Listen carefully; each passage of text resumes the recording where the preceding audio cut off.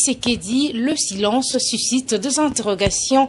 Élections locales, Kimbuta s'engage dans la vulgarisation. Ce sont donc là les titres phares développés au cours de cette revue des presses. Excellentes conditions d'écoute à vous tous. Bonsoir. Élections locales, Kimbuta s'engage dans la vulgarisation, s'exclame la prospérité. Je m'engage pour ma part avec le gouvernement provincial à accompagner les efforts des vulgarisations du processus électoral ainsi entrepris au niveau des Kinoises. Fin des citations, a-t-il déclaré.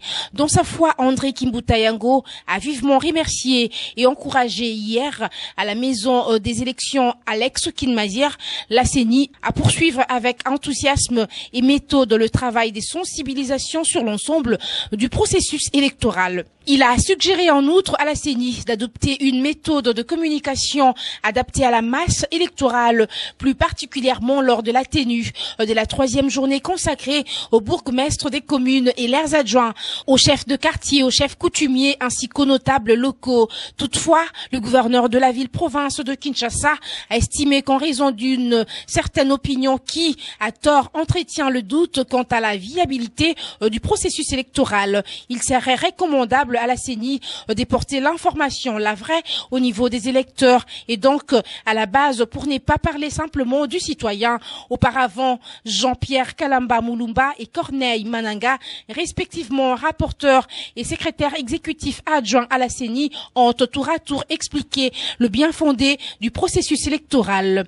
Les journaux ajoutent de manière pratique, ils ont décortiqué en peu de mots l'essentiel de la feuille de route élaborée autrefois et soumise au Parlement pour les options qui détermineront la suite du processus électoral jusqu'en 2016. Dans le même ordre d'idées, ils se sont attardés sur les grandes articulations du calendrier des élections urbaines, municipales et locales publiées le 26 mai 2014.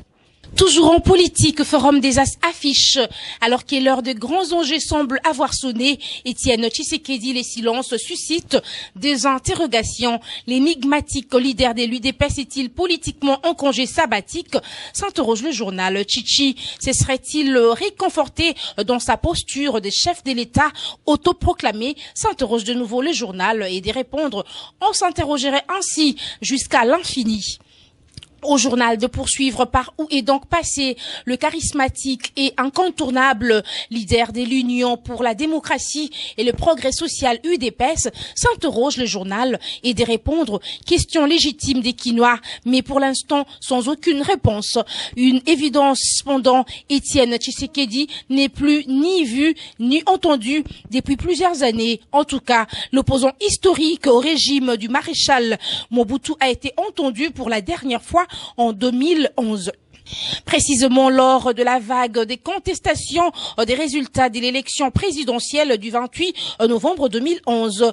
En ce moment de grands enjeux politiques en RD Congo, le silence olympien du Sphinx de l'avenue Pétignas, place 10e rue Limité, suscite des interrogations. Dans les rues de Kinshasa, la posture actuelle d'Étienne Tshisekedi est diversement commentée.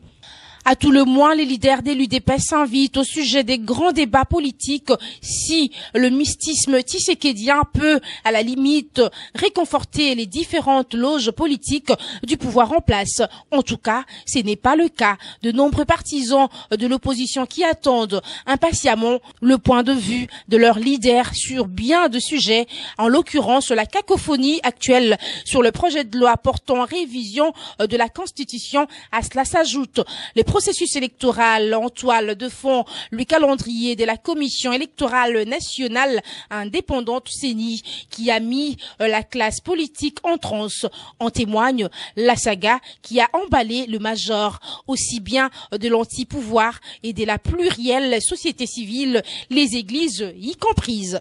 Dans le même registre, le palmarès s'exclame vers une redistribution des cartes. Classe politique, l'heure de vérité a sonné. Dans son argumentaire, le journal écrit « La tempête secoue de nouveau les microcosmes politiques nationales. Le message de recadrage du chef de l'État à la nation le dimanche 29 juin aura servi des détonateurs au déferlement observé aujourd'hui au sein de l'opposition républicaine. Or, c'est déjà la guerre ouverte. Ceux qui ont compris le chef de l'État en découdent avec les autres qui ont renoncé à la fois dans l'engagement du garant de la nation et de la Constitution. Du côté de la majorité, rancherie les journaux, discipline oblige, le feu couvre, sont cependant débouchés sur une situation d'alerte. Mais il faut reconnaître que le 29 juin, beaucoup de sociétaires de la majorité présidentielle ont senti le sol s'est dérobé sous leurs pieds. Un phénomène qui rappelle un peu ce que Chichi avait appelé le bal de chauve. Le journal écrit encore antagonisme. Dans chacun des deux camps, une constance se dégage.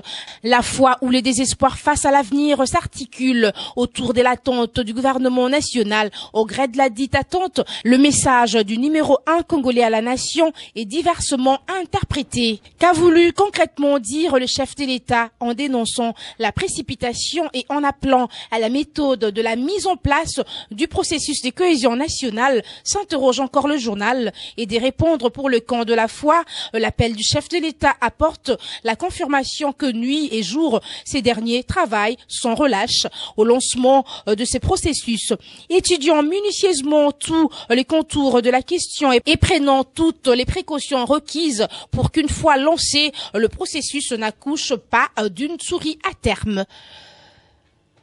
C'est donc tout pour cette revue de presse. Mesdames, messieurs, bonsoir. Elle s'achève, cette revue de presse. Merci à vous de l'avoir écoutée. Prenez donc rendez-vous avec moi demain pour les comptes du même rendez-vous.